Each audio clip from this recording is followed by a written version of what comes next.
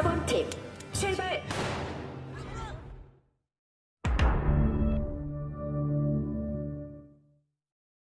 Dan kini giliran Yunju dan timnya untuk bersiap melanjutkan permainan tersebut. Terlihat mereka sangat kompak melakukan permainan itu. Namun di saat mereka melakukan permainan Dakji, salah satu rekannya merasa kesulitan dengan permainan pertama itu. Yunju menyarankan wanita itu untuk membalik kartu Dakji tersebut dan dengan sekali pukul kartu yang berada di bawah sana mulai terbalik dengan mudahnya. Melihat para pemain sedikit kesusahan, orang-orang yang berada di sana sedikit cemas dengan permainan kedua kali ini. Selang beberapa langkah, tim Yunju kembali ke permainan selanjutnya. Ini mereka berhadapan dengan permainan lempar batu. Lemparan pertama dari pria itu ternyata gagal, hingga satu ketika ibu dari pria tadi menyuruh untuk membayangkan jika batu yang berada di sana adalah orang yang telah menipunya dahulu. Setelah beberapa saat dia membayangkan, ternyata trik itu berhasil mengenai batu tersebut dan mereka langsung lanjut ke permainan yang ketiga. Di sini, giliran ibu tua tersebut melakukan permainan lempar tangkap. Percobaan pertama, dia gagal melakukannya. Dia terus mencoba lagi ke percobaan yang kedua. Di sini, anak dari ibunya tadi juga memberikan trik yang sama seperti yang ibunya lakukan tadi. Dan hal itu juga membuat ibunya berhasil melakukan permainan tersebut. Para pemain yang melihat itu seketika bersorak dan menyemangati mereka yang sedang bermain.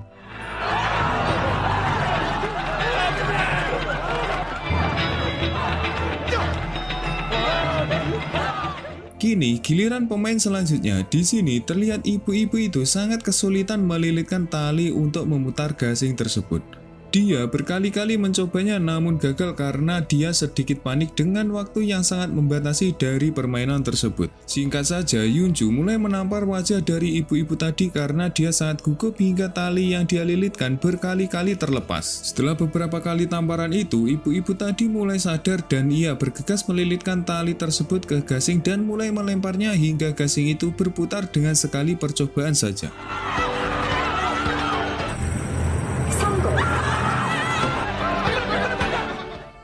Dan kini giliran Yunju memainkan permainan terakhir tersebut. Dia meminta para pemain lain untuk tidak melihatnya melakukan permainan itu. Setelahnya, dia mencoba menendang bola itu dan ternyata dia juga berhasil dengan satu kali percobaan saja. Satu persatu dari para kelompok mulai berhasil melakukan permainan kedua kali ini. Bahkan di sini terlihat pria berambut ungu serta kakek-kakek tua tadi juga lolos ke babak selanjutnya. Namun banyak juga dari mereka yang berakhir tragis di babak kedua kali ini. Singkat cerita, kini hanya menyisakan dua tim saja dan salah satunya adalah tim dari Giun. Sebelum melakukan permainan, mereka terlihat memberi semangat kalau mereka bisa melakukan meskipun tanpa adanya orang yang menonton dan menyuraki mereka semua. Di sini, frontman juga terlihat sangat percaya terhadap Giun karena dia telah memenangkan permainan itu sebelumnya. Dan permainan itu pun dimulai. Kini mereka memasuki ke permainan pertama. Si wanita itu mendapat giliran yang pertama untuk memainkan Dakji. Dengan sekali pukul, dia langsung berhasil. Bahkan sahabat dari Giun juga terlihat sangat menguasai permainan lempar batu itu. Dia juga berhasil dengan sekali lemparan saja. Bahkan di saat mereka memasuki permainan lempar tangkap, ternyata pria mantan anggota militer itu juga berhasil dengan satu kali percobaan. Kelompok dari Giun terlihat lebih bersemangat karena beberapa permainan mereka lakukan dengan mudahnya. Dan kini giliran si frontman melakukan permainan gasing. Dia terlihat sangat bersemangat saat melilitkan tali. Namun setelah dia melemparnya, ternyata gasing itu sama sekali tidak berputar dan membuat beberapa rekan dari mereka terlihat sangat kecewa. Namun di sini Giun menguatkan mereka kalau waktu yang tersisa masih cukup untuk mengulanginya. Di sini dia mencoba mengulangi permainan itu namun gasing yang seharusnya maju malah terlempar ke belakang. Giun dan yang lainnya memutuskan untuk berjalan mundur dan mengambil gasing tadi. Dia juga mencoba kembali namun percobaan itu gagal. Di sini pria bernomor 001 itu berkali-kali menampar wajahnya karena dia sangat kesal dengan kepayahan yang dia lakukan itu. Dan setelah Giun menyadarkan pria akhirnya dia berhasil memutar gasing itu meskipun waktu terkuras habis di permainan keempat.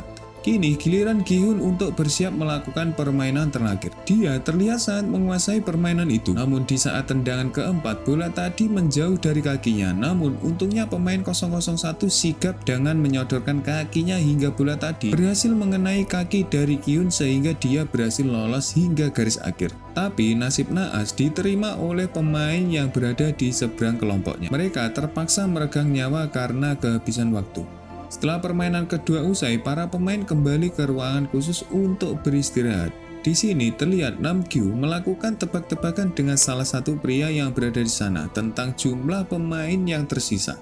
Di sisi lain, salah satu rekan bermain dari Yunju juga bertanya tentang permainan Dakji itu. Dia hanya mengatakan jika itu hanya trik rahasia di saat dia sering melakukan permainan tersebut. Bahkan ibu-ibu tua tadi juga menanyakan tentang permainan Jeki tadi, yang dimana Yunju meminta pemain untuk tidak melihatnya. Di sini Yunju terlihat sangat kebingungan menjelaskan pada ibu-ibu itu tentang dirinya. Namun si ibu terus mendesak Yunju untuk mengatakannya, hingga sang anak sedikit malu dengan kelakuan dari sang ibu. Sesaat setelah itu, tim dari Gi-hun datang dengan urutan yang paling terakhir. Di sana, para pemain terlihat sangat tidak senang dengan kedatangan Gi-hun dan yang lainnya.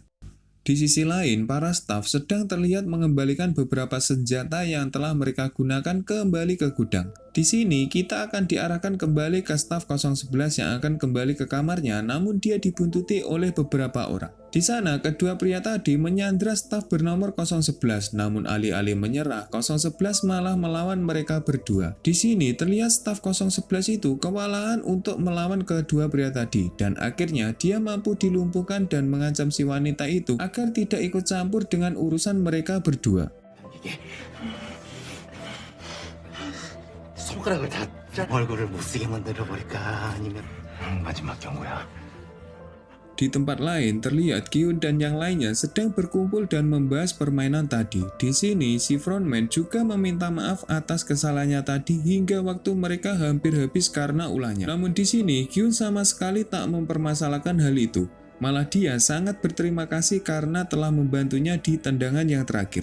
Mereka juga memuji pemain bernomor 222 yang sangat jago dalam permainan Dakji tersebut. Setelahnya, mereka mencoba berkenalan satu dengan yang lainnya agar mereka semakin kenal dan akrab. Setelah perkenalan yang cukup singkat tadi, beberapa staf kembali menemui mereka semua dan memberikan pengumuman tentang pemain yang tersisa dan jumlah uang yang terkumpul setelah beberapa orang tereliminasi. Di sana, para pemain mulai protes dengan hasil yang didapat dari permainan kedua itu. Mereka juga mengatakan jika para staf salah menghitung karena akumulasi uang yang berada di celengan itu cukup sedikit.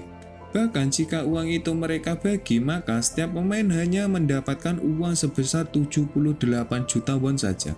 Para pemain yang mendengar pengumuman itu merasa sangat kecewa karena nyawa mereka dipertaruhkan dengan hasil uang yang tak sebanding dengan yang mereka terima. Setelah itu, para staf kembali melakukan voting untuk games yang ketiga. Singkat cerita, voting kembali dimulai dengan urutan 001 terlebih dahulu. Satu persatu dari para pemain telah melakukan voting. Di sini juga terlihat hasil sementara masih seimbang antara yang ingin lanjut atau tidak. Bahkan banyak dari mereka yang awalnya bertanda silang berubah menjadi tanda lingkaran karena iming-iming dari uang itu yang semakin banyak. Di sini terlihat juga Gi-hun yang sangat khawatir dengan hasil voting itu karena banyak pemain yang ingin melanjutkan kembali permainan tersebut.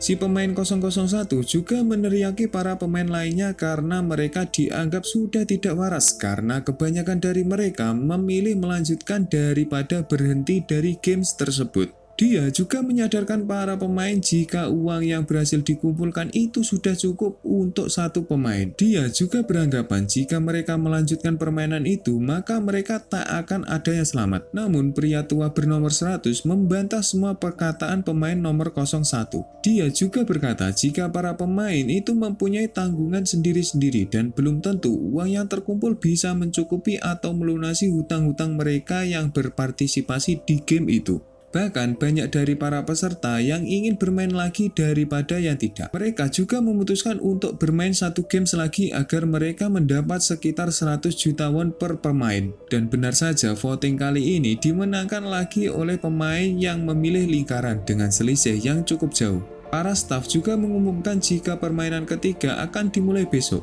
Di sini juga terlihat Gi-hun yang sangat kecewa dengan para pemain yang memilih melanjutkan daripada berhenti dari permainan itu. Setelah voting itu, para pemain kembali diberikan makanan oleh para staf Squid Game. Di sini terlihat beberapa pemain hanya diberikan satu buah roti dengan air mineral. Bahkan ada seorang ibu-ibu dan anaknya yang terlihat bertengkar dengan pilihannya tadi.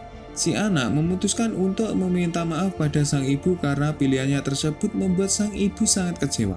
Dia juga mengatakan jika uang itu belum cukup untuk melunasi hutangnya yang senilai 100 juta won pada seorang rentenir. Bahkan si anak juga mengatakan jika bulan depan dia belum melunasi semua hutangnya, maka hati serta ginjalnya akan diperjualbelikan di pasar gelap. Mendengar semua curhatan dari sang anak, ibu tua itu merasa sedih, bahkan dia juga hampir meneteskan air mata karena cerita dari sang anak tersebut. Di tempat lain, Jung-bae merasa sangat bersalah karena berbeda pilihan dengan Gi-hun dan yang lainnya. Di sana Jung-bae meminta maaf pada Gi-hun serta pemain bernomor 001. Di sini dia juga menjelaskan jika uang itu masih belum cukup untuk membayari semua hutangnya karena dia pernah meminjam uang lagi. Bahkan Jung-bae juga mengatakan jika dia memainkan permainan satu kali lagi maka seluruh hutangnya akan lunas. Di sini pemain 01 juga menyadari jika itu bukan salah dari Jung-bae. Bahkan dia juga mengatakan jika mereka akan tetaplah kalah voting dengan para pemain lain meskipun Jung-bae memilih tombol silang.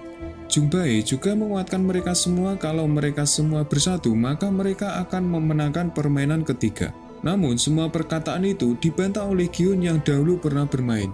Dia mengatakan jika permainan selanjutnya akan lebih gila lagi, yang dimana mereka harus saling bunuh untuk bisa ke permainan selanjutnya.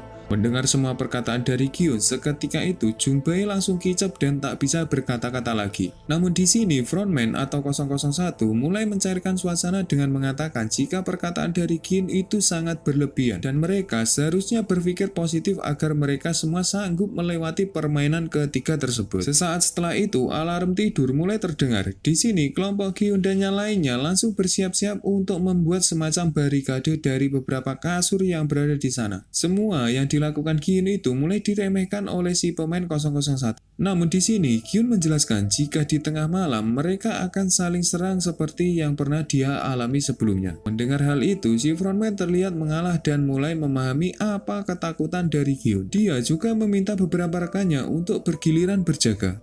Di saat para pemain tengah terlelap, kita akan diarahkan kembali kepada ibu-ibu tua yang ingin pergi ke toilet.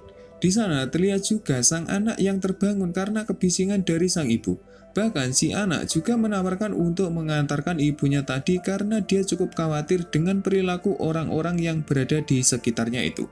Namun si ibu malah mengeluarkan sebuah pisau kecil yang berada di rambutnya. Dia juga mengatakan jika dia tak apa-apa sendirian dan jika ada orang yang berani macam-macam maka ibu tua tadi akan membunuhnya. Di sini, ibu tua tadi memutuskan untuk pergi ke toilet bersama dengan wanita yang sedang hamil.